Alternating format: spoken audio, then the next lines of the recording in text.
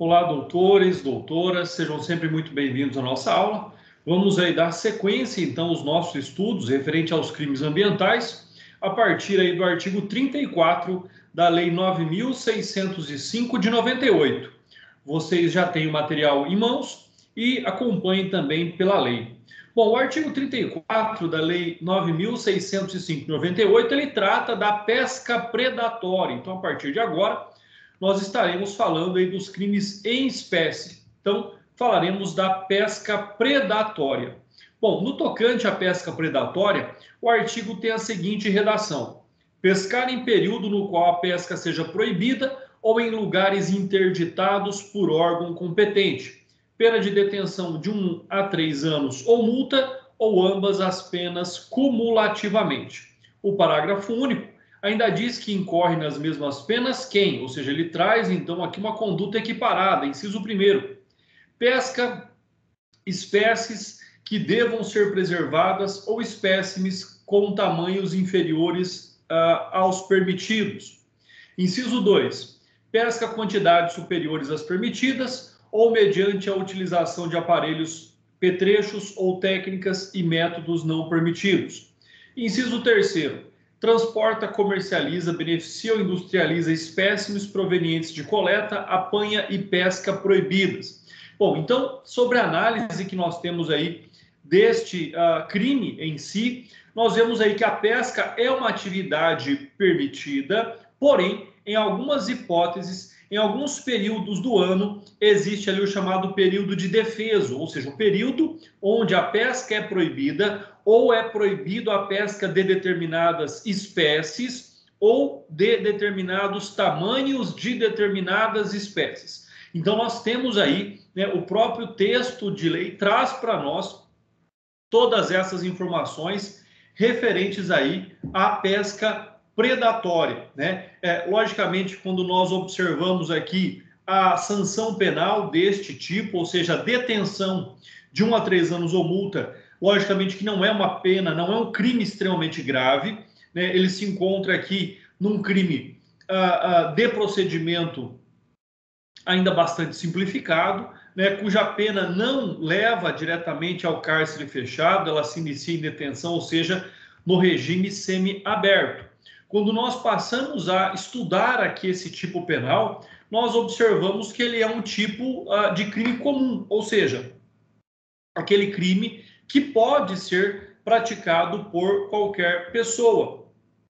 Um outro aspecto, e reforçando aquilo que eu já disse para vocês, né, compete aqui ao IBAMA definir os períodos proibidos e os locais interditos, ou seja, aqueles locais onde nunca se pode pescar, né? Como, por exemplo, muito próximo ali de barragens, né, de hidroelétricas. Esse é um exemplo. Em 1.000 metros da vazão de água de uma hidroelétrica, as pessoas são proibidas de pescar ali. Então, é algo extremamente importante. Então, quem vai determinar essas características, essas espécies da prática do tipo penal, é aquilo que é proibido ou é permitido, é competência do IBAMA. Lembrando ainda que quando nós analisamos o núcleo do tipo penal, né, ele é pescar, ou seja, ele atende ali a todo tipo de ato que possa retirar, extrair, coletar, apanhar, apreender ou capturar espécimes de grupos de peixes, crustáceos, moluscos e vegetais suscetíveis ou não ali de qualquer tipo de aproveitamento econômico.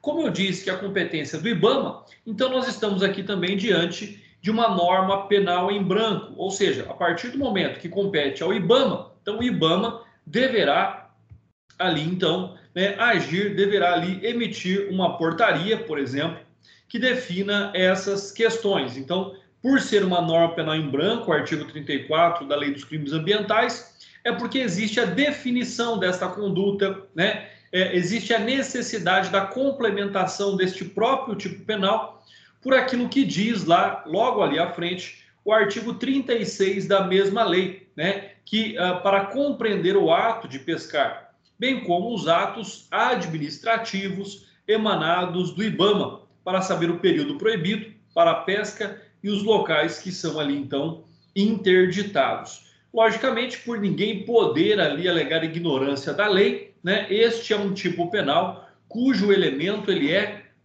o elemento subjetivo, ele é doloso, ou seja, este é um crime que não pode ser punido na forma culposa, caso reste comprovado, caso reste constatado que o indivíduo culposamente, lógico que ele não praticou este tipo penal aqui inserido e este tipo penal aqui tratado, né? Então, essa é uma característica também extremamente importante quando nós analisamos aí o artigo 34 da Lei 9.605/98, né? Aqui uma outra característica importante é que, no tocante à pena, por ser uma pena de 1 a 3 anos, né, é possível ali a concessão do sursis processual conforme determina o artigo 89 da Lei 9.099/95. Então, o que nós temos a respeito disso? Nós temos aqui o fato de que, para evitar o bis in idem,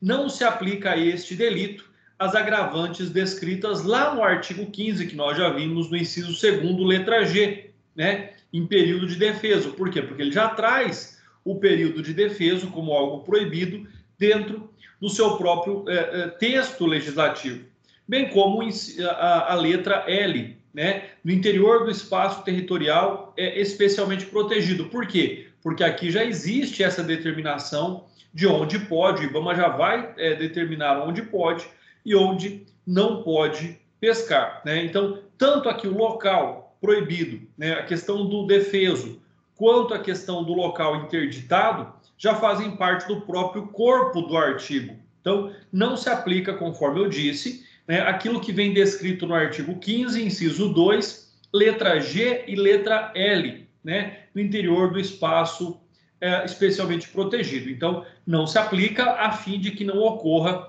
aquilo que nós chamamos de bis in idem. Aí vem um detalhe interessante. A este crime, né, ao crime da pesca predatória, é possível a aplicação do princípio da insignificância a esse delito?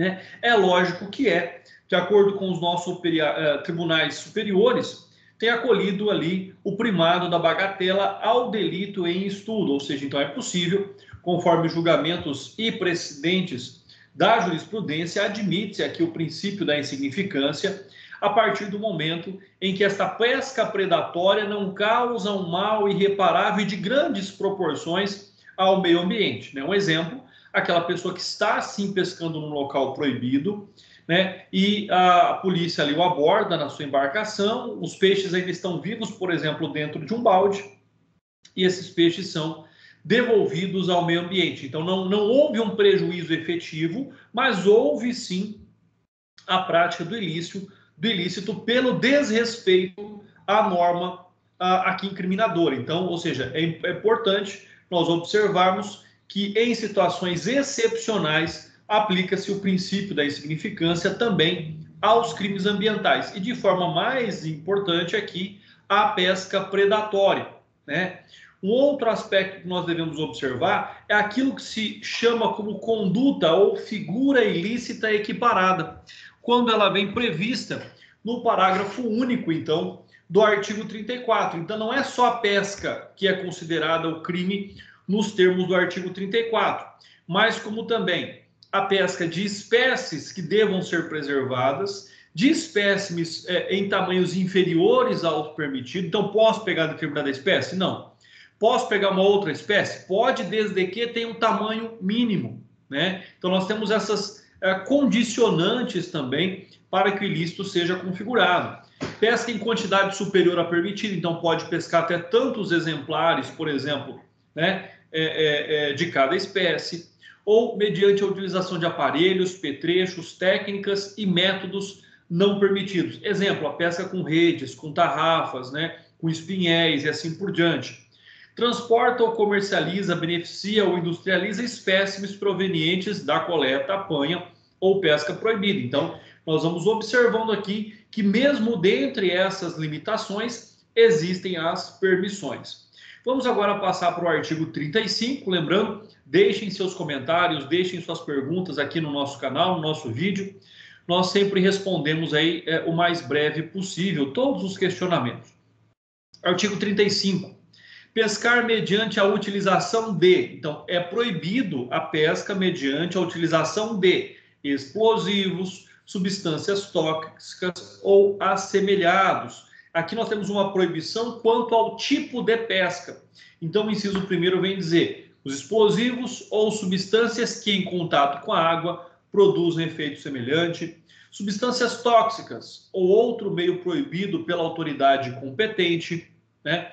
Aí nós temos ainda na sequência pena de reclusão de 1 a 5 anos. Então percebam que agora eu já tenho uma pena máxima maior, né? Eu já tenho uma pena máxima maior. A proibição ela está, de acordo com o que nós estamos vendo, seja mediante explosivos, substâncias tóxicas ou assemelhados aos dois. Essa é a grande repressão aí à prática desta conduta.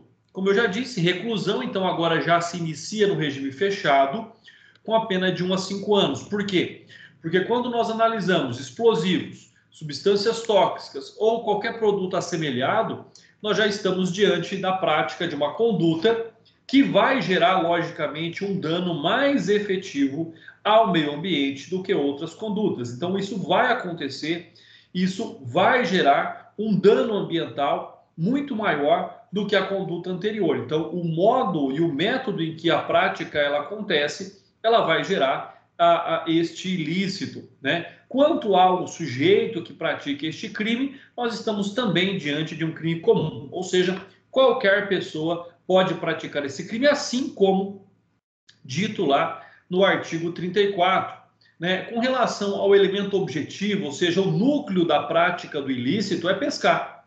Aqui o que é proibido é o modo em que essa pescaria vai acontecer. Né? Então, isso é extremamente importante. Nós veremos o artigo 36 mais adiante, que trata deste tema. Né?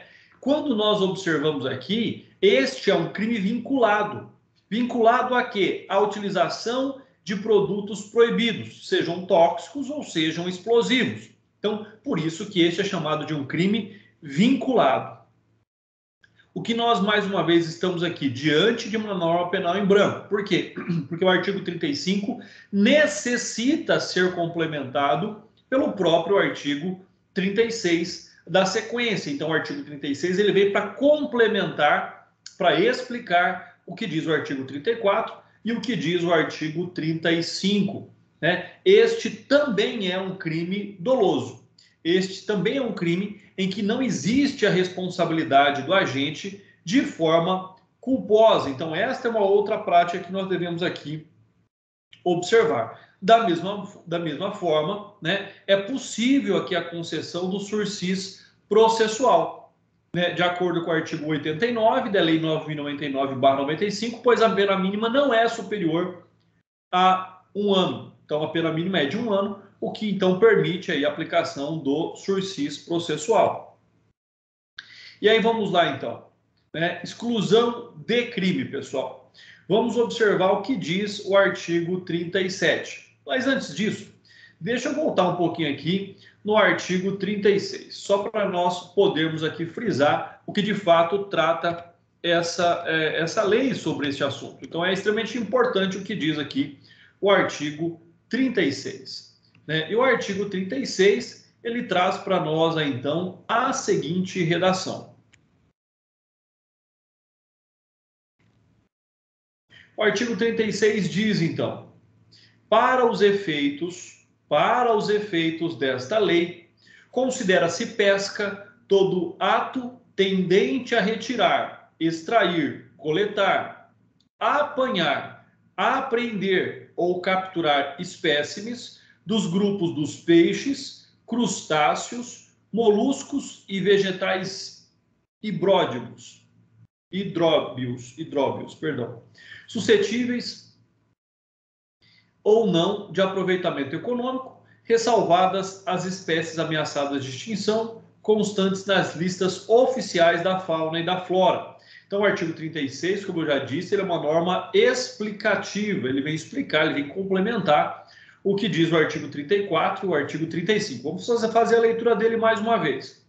Para os efeitos desta lei, considera-se pesca todo ato tendente a retirar, extrair, coletar, apanhar, apreender ou capturar espécimes dos grupos dos peixes, crustáceos, moluscos e vegetais hidróbios, suscetíveis ou não de aproveitamento econômico, ressalvadas as espécies ameaçadas de extinção, constantes nas listas oficiais da fauna e da flora. Então aí, agora sim, nós podemos passar para o artigo 37, que trata da exclusão de crime. Então, o que nós temos de importante aqui no artigo 37? Primeiro, a sua própria redação.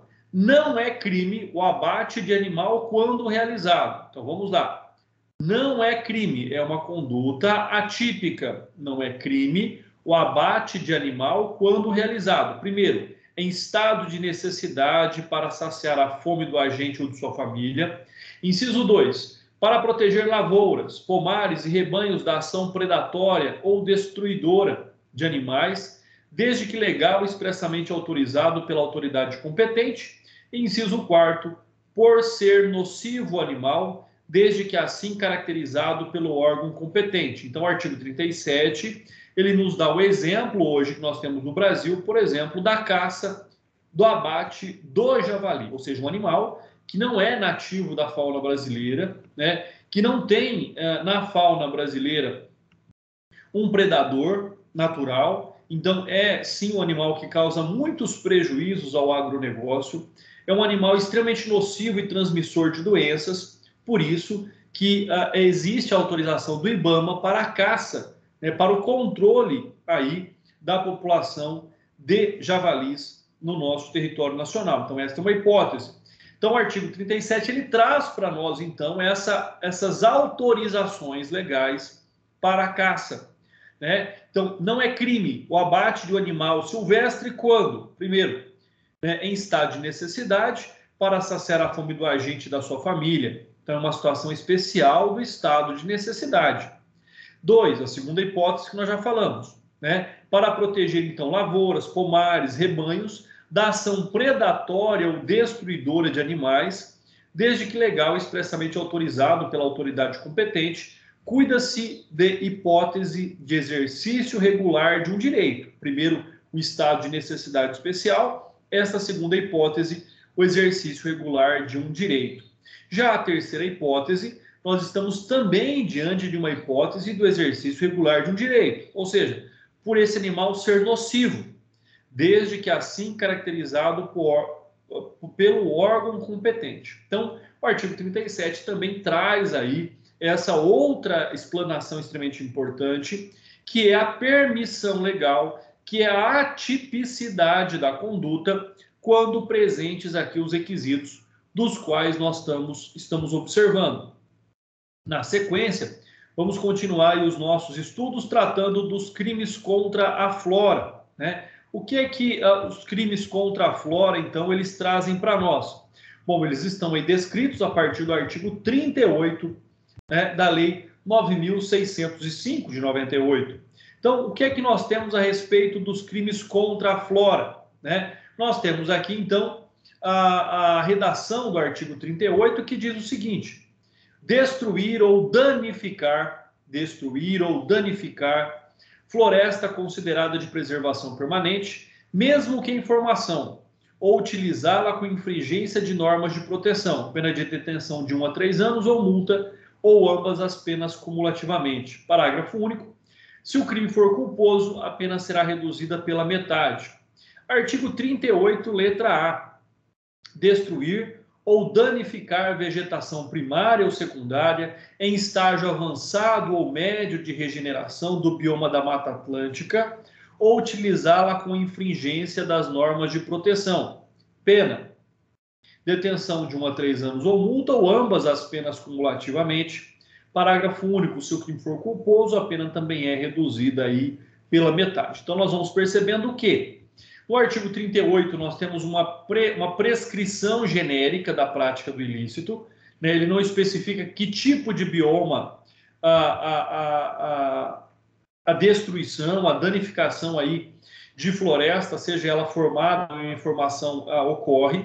E no artigo 38A ele fala de forma específica do bioma da Mata Atlântica. Então, ele não trata de outros biomas aqui no artigo 38A, mas ele trata somente do bioma da Mata Atlântica. Então, no tocante aos crimes contra a flora, né, nós vamos observar aí deles em espécie entre os artigos 39 até os 53 desta lei. Então, o que nós temos aqui? Primeiro, a regra quase que absoluta de que estes são crimes dolosos, de que esses são crimes que, em tese, não podem ser punidos ou não devem ser punidos quando praticados culposamente, né? A segunda observação que nós temos aqui é o fato de que existem exceções a essa regra, ou seja, né, nós temos a modalidade culposa prevista, sim, em alguns artigos, como nós vimos aí, o artigo 38, nós veremos mais adiante o artigo 40, 41 e 49. Os demais, só existe a responsabilização para eles de forma dolosa.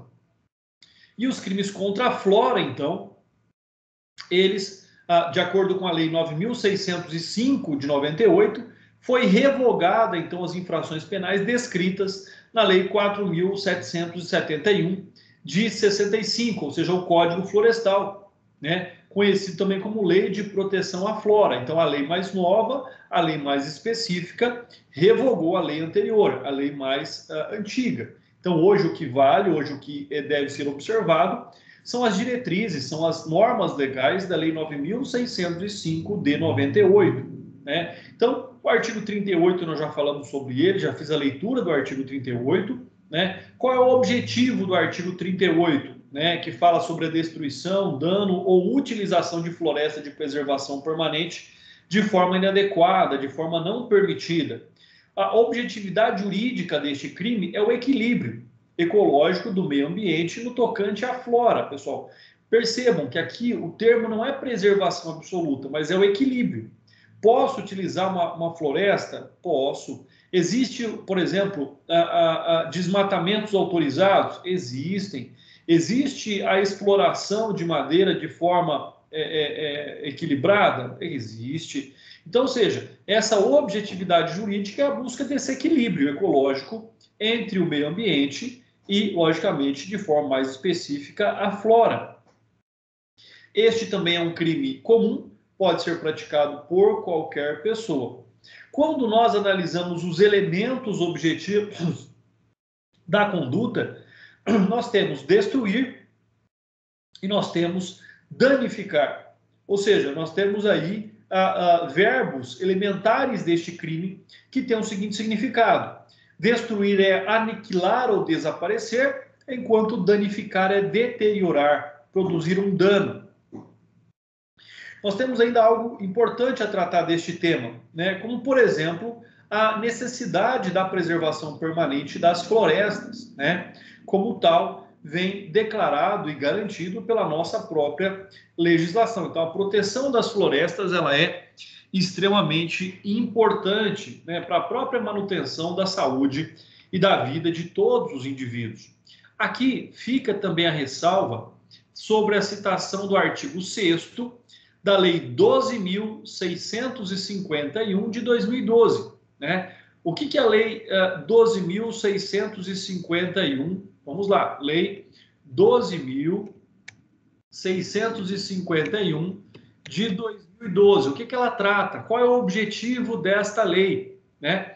O objetivo desta lei é determinar sobre aí, né, um fundamento central, que é, na verdade, a proteção, né? Que é, na verdade, ali o objetivo da garantia de providências específicas no tocante à preservação ambiental. Então, esta lei, a Lei 12.000, mais uma vez, a Lei 12.651 de 2012, estabelece normas gerais sobre a proteção da vegetação, áreas de preservação permanente, áreas de reserva legal, exploração florestal, conforme eu já disse para vocês, é permitido dentro de limites legais, suprimento de matéria-prima florestal, o controle da origem de produtos florestais, o controle e preservação de incêndios florestais e prevê instrumentos econômicos e financeiros para o alcance desses objetivos. Então, quando nós tratamos deste tema, né, não é por falta de legislação e não é por falta de previsão legal a preservação ambiental no Brasil. Existem meios,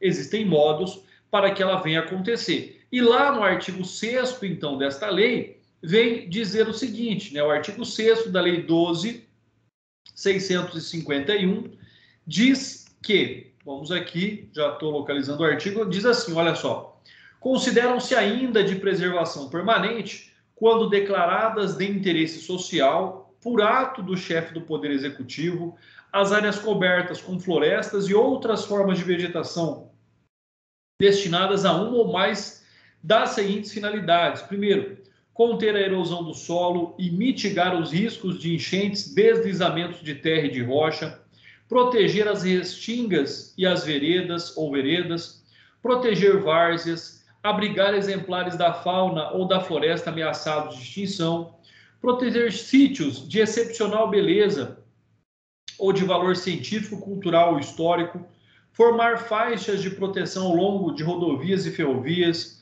assegurar condições de bem-estar público, auxiliar na defesa do território nacional a critério da autoridade militar, proteger áreas úmidas, especialmente as de importância internacional. Então, este é o objetivo aqui do artigo 6º da Lei 12.651 de 2012. Né? Então, como estamos vendo, também se trata aqui, o artigo que nós estamos estudando também se trata de uma norma penal em branco. Por quê? Porque busca-se o complemento, busca-se a compreensão desta norma num outro dispositivo legal. Né? Aqui nós temos ambas as modalidades do elemento subjetivo da conduta, ou seja, tanto a conduta dolosa, aquela em que o indivíduo pratica a conduta ilícita consciente dos seus atos, e também a conduta culposa, né? Aquela em que o indivíduo pratica a conduta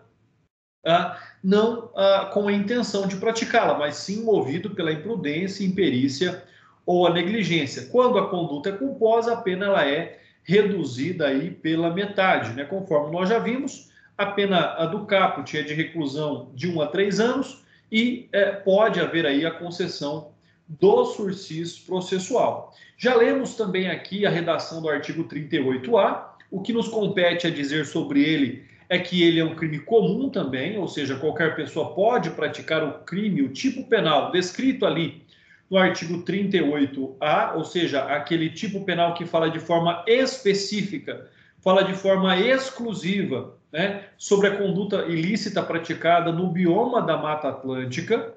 Então, nós temos ali um crime comum. Nós temos ainda aqui como condutas a serem observadas, né, a destruir e danificar, e aqui é importante falar, né, nós temos uma outra lei que trata deste tema, a Lei 11.428 de 2006. Então, olha só, nós temos a legislação esparsa, ela é extremamente ampla no tocante às determinações da prática de ilícitos, né? Então, ou seja, nós precisaríamos, na verdade, de uma legislação mais concentrada.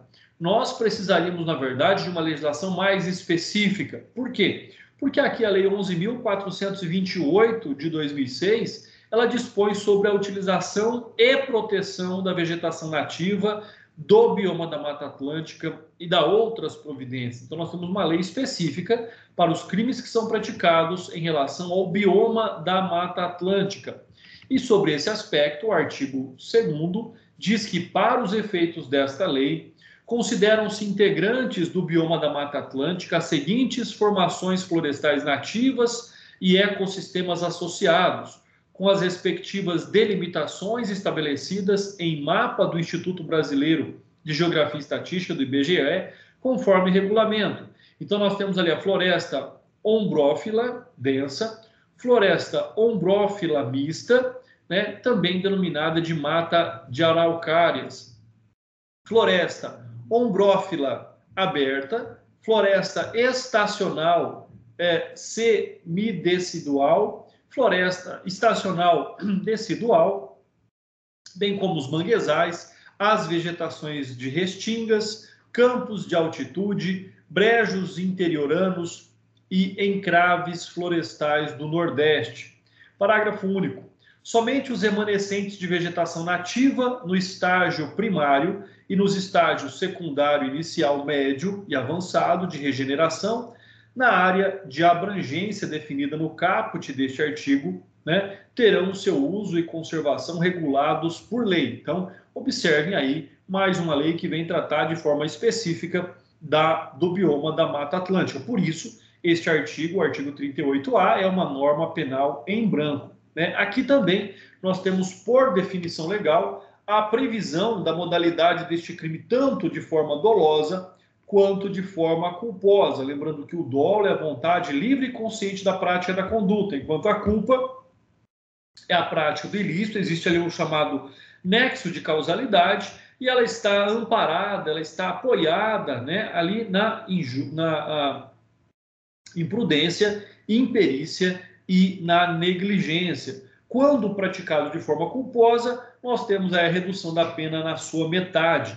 Aqui, da mesma forma, quando a pena, pela pena mínima não ser inferior a 1 ano, nós temos também a possibilidade da concessão do sursis processual, ou seja, da suspensão inicialmente ali do processo, mediante a prática e a concordância de algumas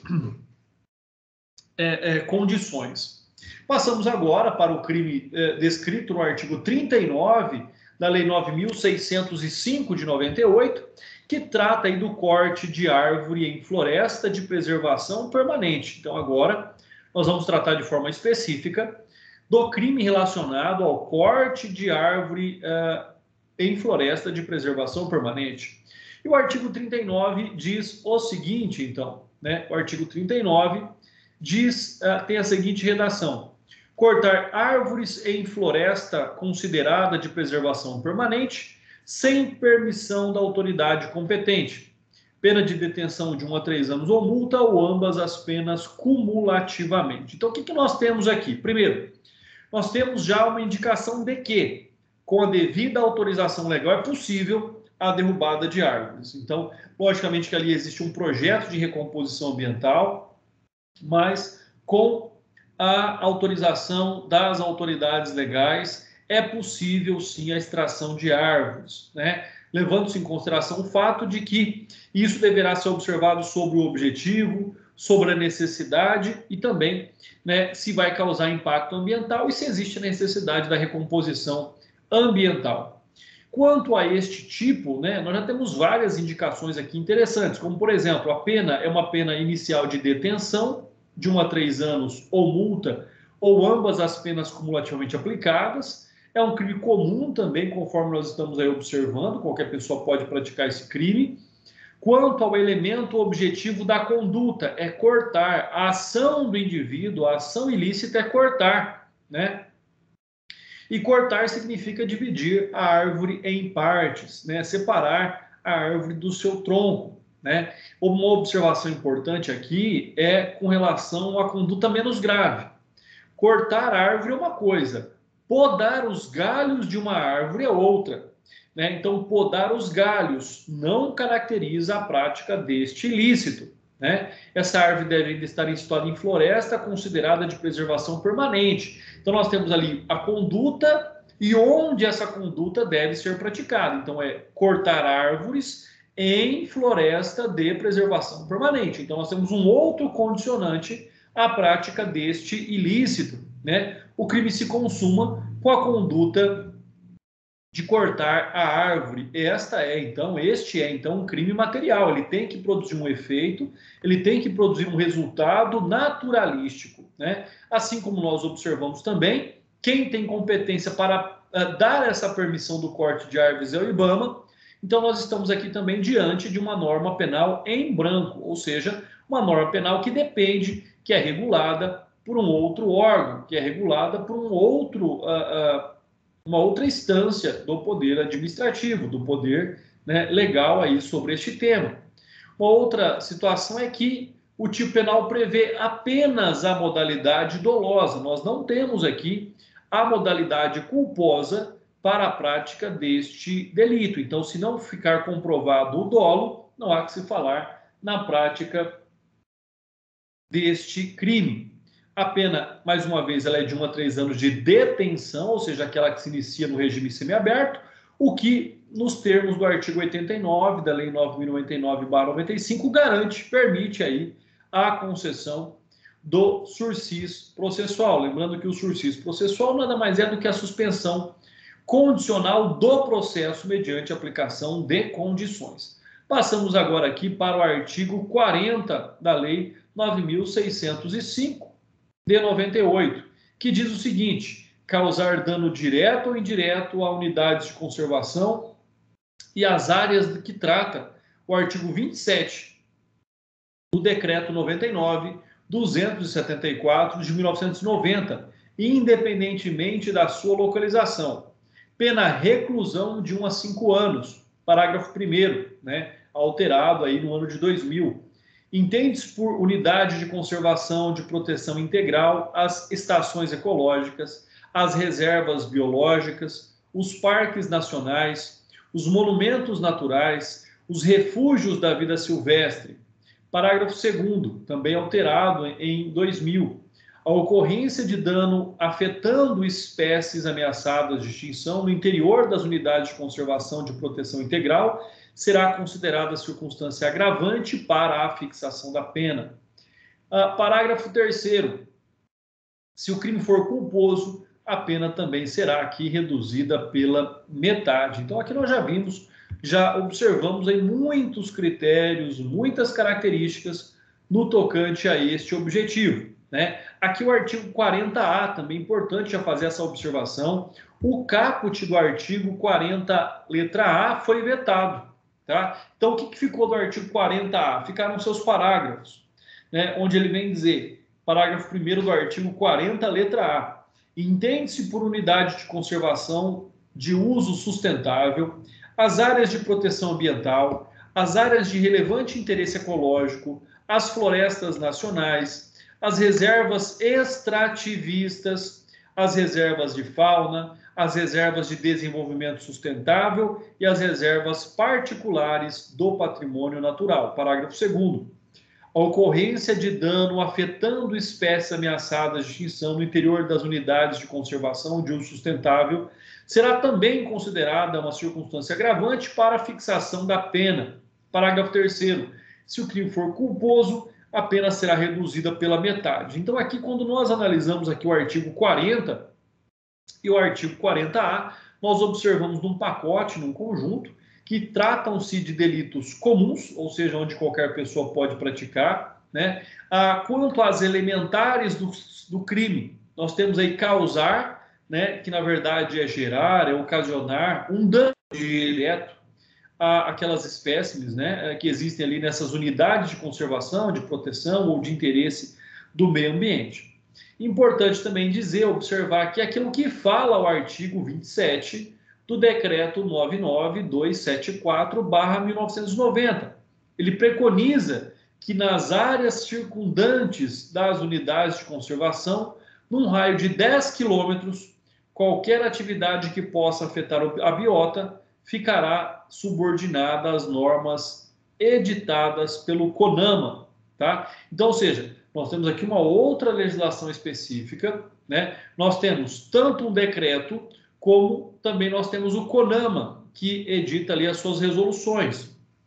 Então, percebam, 10 quilômetros ao entorno dessas unidades de conservação, 10 quilômetros de raio, melhor dizendo, 10 quilômetros de raio, né? E ao entorno dessas unidades de conservação, nós temos também uma forma, nós temos também um modo específico de cuidado, de proteção ao meio ambiente, né? Logicamente que o artigo 40 e o artigo 40, letra A, são também normas penais em brancos. Por quê? Porque eles dependem desse esclarecimento do artigo 27 do Decreto 99.274/1990. Então, ou seja, nós estamos diante aqui da prática de um ilícito que deve ser complementado pelo teor do artigo deste decreto.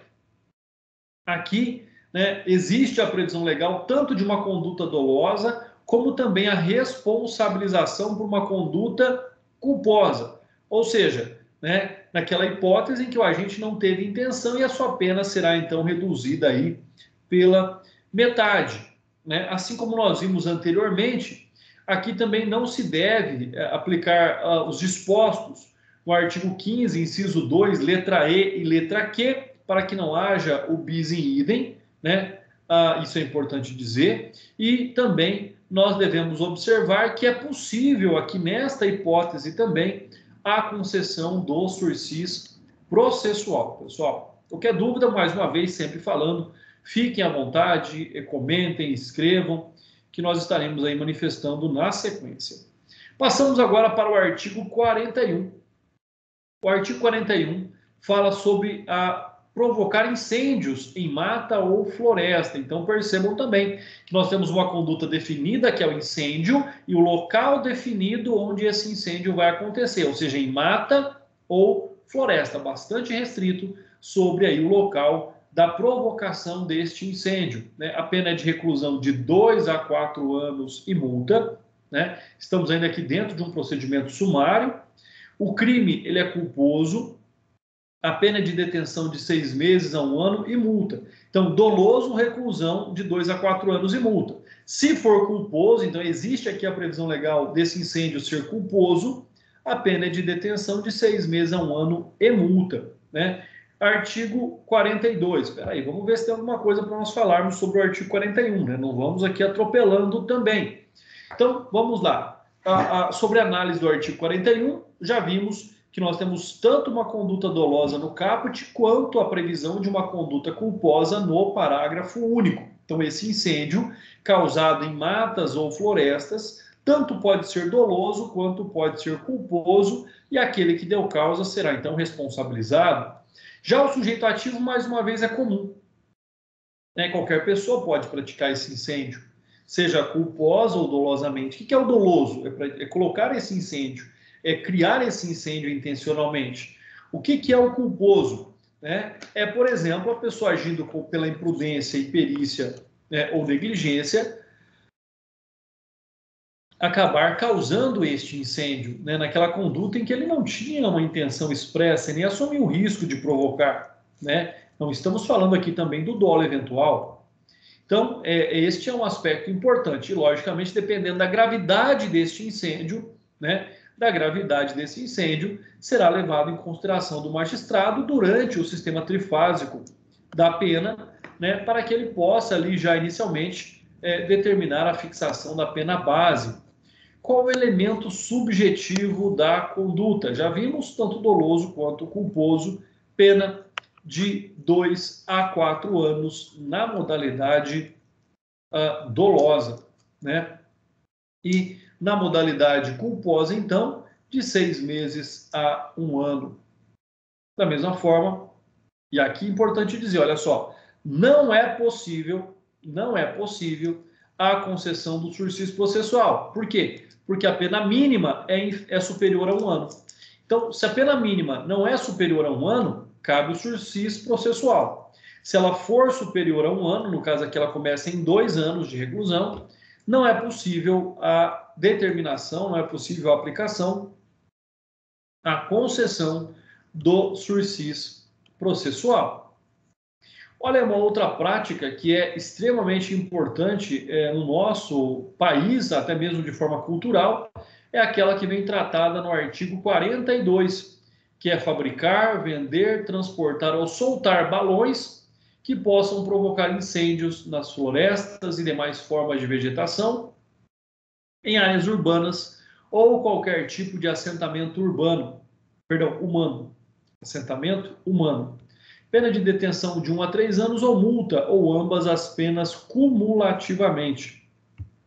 Então, o artigo 42 trata de forma específica de soltar balões, né? Lembrando, olha, uma observação importante, que o crime em comento derrogou o artigo 28 da Lei das Contravenções Penais. Artigo 28, parágrafo único da Lei das Contravenções Penais. Por quê?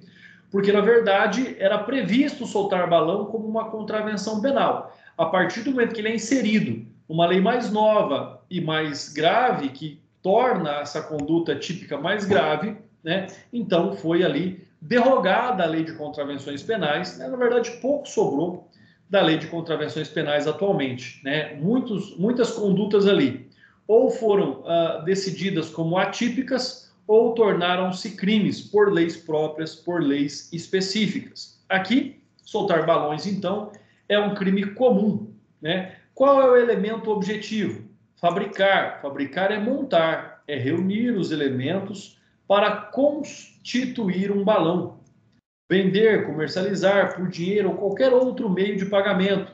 Transportar e enviar o balão de um local para o outro. E soltar, logicamente, que é jogar o balão ao ar, né? Então, e logicamente que esse balão ele voa em razão do aquecimento que existe por uma fonte de fogo. O ar no seu interior ele é aquecido, por isso ele fica mais rarefeito, né? E aí é por isso que o balão então voa, né? Ele é um crime de perigo concreto, não é um crime de perigo abstrato. Olha como é interessante essa configuração.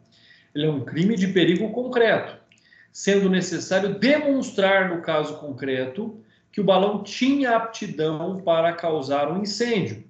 Essa conclusão decorre de termos empregados pelo legislador, quais sejam, que possa provocar incêndio. Por exemplo, se é um balão de gás hélio, não há o risco de provocação de incêndios. Se é um balão que sobe, porque tem uma fonte de calor, uma fonte de fogo, que aquece o ar no seu interior, que torna esse ar rarefeito pela queima do oxigênio, e esse balão voa, aí ele tem essa potencialidade lesiva.